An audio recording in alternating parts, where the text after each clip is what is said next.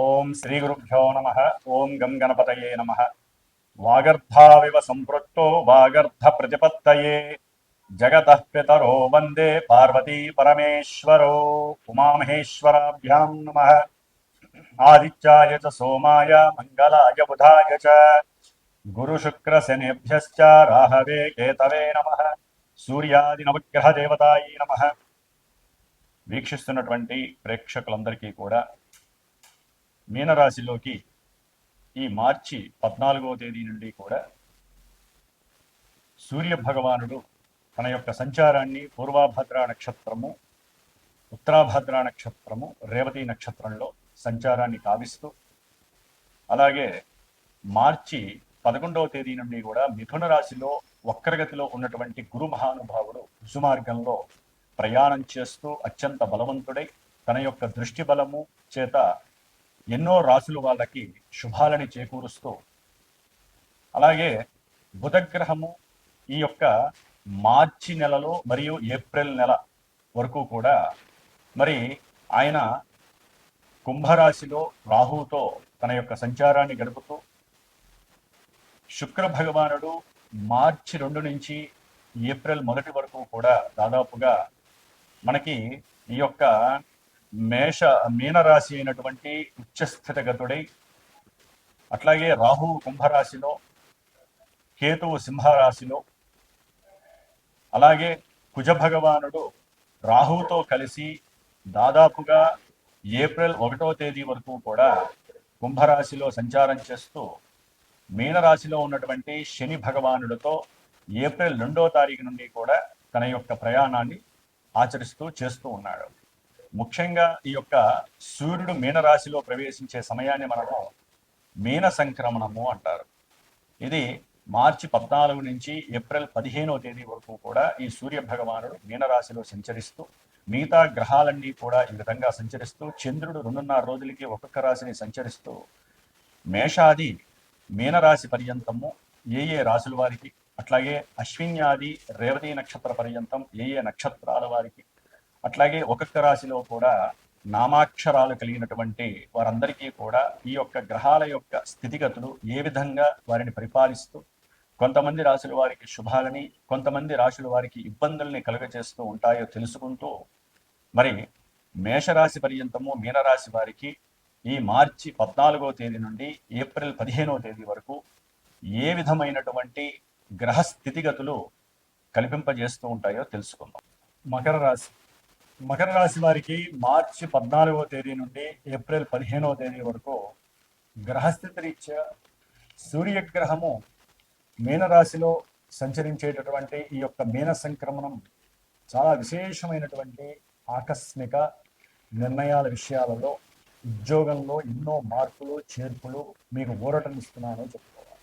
దీనికల్లా ఒకటే, 3వ స్థానంలో ఉన్నటువంటి రవి, అట్లాగే శనిగ్రహ ప్రభావము కొంత మీరు తీసుకునేటటువంటి డెసిషన్స్ విషయంలో కొంచెం ఆలస్యంగా తీసుకుంటారు. స్టాండర్డైజేషన్గా ఉండే అవకాశాలు ఎక్కువగా ఉంటాయి. నిర్ణయాత్మకమైనటువంటి మార్పులు మీ జీవితంలో ఎన్నో కొత్త స్టేజుల్ని అధిగమించే పరిస్థితులను కలుగజేస్తుంది. కొన్ని గృహ మార్పులు కూడా మీకు కాస్త విశేషమైనటువంటి సౌఖ్యాన్ని, విశేషమైనటువంటి లాభాన్ని కలుగజేస్తూ ఉంటాయి.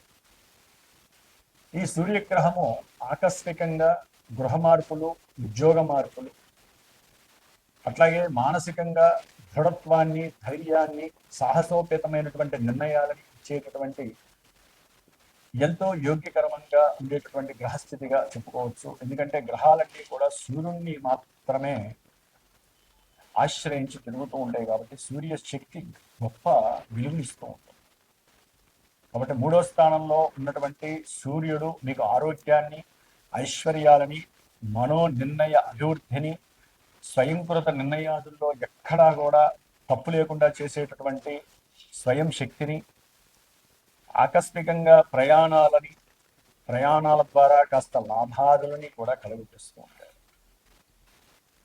మరి ఈ యొక్క మకర రాశి వారికి కుజగ్రహము కూడా ఈ ఏప్రిల్ 2వ తేదీ వరకు మరి ద్వితీయ స్థానమైనటువంటి కుంభరాశిలో రాహుతో కలిసి ఉండటం ఆర్థికపరమైనటువంటి ఎన్నో నష్టాలని, విద్యార్థులకి అట్లాగే రియల్ ఎస్టేట్ చేసేటువంటి వారికి ఆర్థికంగా ఎన్నో సమస్యలను కూడా తెచ్చిపెట్టినటువంటి పరిస్థితి.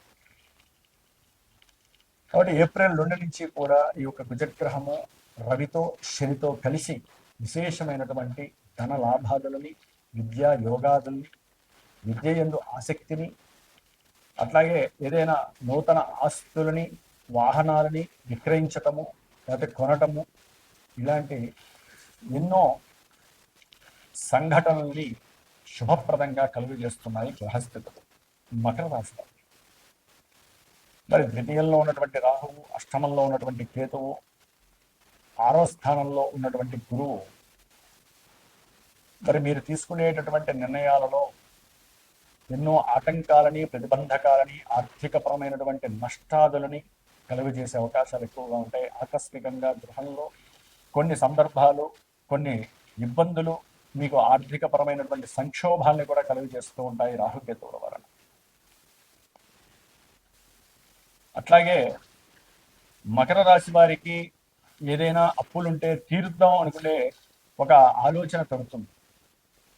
కానీ అదే మూమెంట్లో, అదే సమయంలో వ్యాపారంలో ఏ విధంగా డెవలప్ చేయాలనే ఒక అనూహ్యమైనటువంటి కొన్ని ఆలోచన మార్పుల వలన, ఆ రెండింటి యొక్క సంఘర్షణ వలన సమయం దాటిపోయి మీకు వచ్చే లాభాదులు కొంతవరకు వికటించి మీరు ఎక్కడో అక్కడ ధనాన్ని కాస్త వేరే వాళ్ళకి అప్పివ్వాల్సిన పరిస్థితి కలగటము, లేకపోతే వేరే వారికి కుటుంబంలో సహాయం చేయడం ద్వారా మీరు చేసేటటువంటి సేవకా వృత్తిలో అవసరమైనటువంటి వారికి కాస్త సహాయాల్లో మీరు పార్టిసిపేట్ చేయటము మీ యొక్క ఆలోచనని పక్కదో పట్టించేసి మీరు అనుకున్నటువంటి ఆ ధ్యేయాన్ని చేయలేకపోయినటువంటి పరిస్థితి ద్వితీయంలో ఉన్నటువంటి రాహు బుధగ్రహానికి కలుగజేస్తుంది. శుక్రగ్రహము మార్చి 27 తర్వాత మకర రాశి వారికి 4వ స్థానంలో విశేషమైనటువంటి గృహ వాహన సౌఖ్య యోగాలను కలుగజేస్తుంది. విద్యార్థులకి విద్యలో అకుంఠితమైనటువంటి యోగాన్ని కలుగజేస్తుంది. వీరి యొక్క మేధస్సుకి పదును పెట్టేటటువంటి పరీక్షా సమయము, దీంట్లో ప్రతిదీ కూడా పాజిటివ్గానే ఉంటుంది శుక్రగ్రహం. అట్లాగే తల్లిగారి యొక్క ఆరోగ్య విషయంలో కూడా కొంతవరకు మీకు అనుకూలమైనటువంటి పరిస్థితులు కనిపిస్తున్నాయి. శుక్రగ్రహ అనుకూలము చాలా విశేషమైనటువంటి గృహ ధన లాభాదుల్ని కలుగజేస్తుంది, వస్త్ర ఆభరణ యోగాదుల్ని కలుగజేస్తుంది, ఉన్నతమైనటువంటి విద్యలందు మీ ప్రతిభా సామర్థ్యాన్ని చూపిస్తోంది. మకర రాశి వారికి అనుకూలమైన పరిస్థితులు కలుగజేస్తోంది. అయితే గురుగ్రహ, రాహుగ్రహ, కేతుగ్రహ దోష పరిహారార్థమై మీరు ఈ నెల రోజులు కూడా శివారాధన తప్పకుండా చేయండి. గణపతి యొక్క అష్టోత్తరాన్ని గరికతో అర్చించండి. చక్కటి లాభాన్వేషణ కలుగుతుంది. ఆకస్మికంగా మీకు వచ్చేటటువంటి దోషాలన్నీ కూడా నివృత్తి చేయబడతాయి గణపతి ఆరాధన. అట్లాగే జన్మజాతకంలో మీకు గనక ఏదైనా నెగిటివ్ దశలు, అంతర్దశలు గనక జరుగుతున్నట్లయితే ఈ గోచారంలో ఇప్పుడు మనం చాలా ఉత్సాహంగా చెప్పుకున్నటువంటి ఈ యొక్క అనుకూలాలన్నీ కూడా చాలా వరకు పాయింట్స్ తగ్గే అవకాశాలు ఉంటాయి. ఎందుకంటే జన్మజాతకం అనేటటువంటి లగ్నంతో ముడిపడి ఉంటుంది. చాలా మందికి ఇది తెలియదు. ఓన్లీ గోచారమే మా జీవితం అనుకుంటున్నారు. జన్మజాతకం మీ జీవితం ఈవెంట్స్ని తెలియజేస్తుంది. విద్య ఎప్పుడు, ఆరోగ్యం ఎలా ఉంటుంది, కెరీర్ ఎలా ఉంటుంది, వివాహం ఎప్పుడు అవుతుంది, సంతానం ఉందా లేదా, భార్యాభర్త అసలు కలిసి ఉంటారా, విడిపోతారా, విడిపోయినటువంటి వాళ్ళు ఎప్పుడు కలుస్తారు, కోర్టు కేసులు ఎప్పుడు మాకు నివృత్తి జరుగుతాయి, ఏ పరిహారాలు ఆచరిస్తే మంచి జరుగుతుంది, ఏ రత్నాన్ని ధరిస్తే బాగుంటుంది, ఏ రుద్రాక్ష ధరిస్తే బాగుంటుంది అనేటటువంటి సమస్త విషయాలు మనకి జన్మజాతకంలో మనం పుట్టిన సమయంలో లగ్నం నుంచి ఆధారపడి ఉంటాయి. గుర్తుపెట్టుకోండి. కాబట్టి జన్మజాతకంలో విశేషమైనటువంటి దశలో అంతర్దశ జరిగితే గోచారంలో అవి కనుక శుభస్థానాల్లో, శుభ నక్షత్రాల్లో ఉంటే మీ జీవితానికి తిరిగి ఉండదు.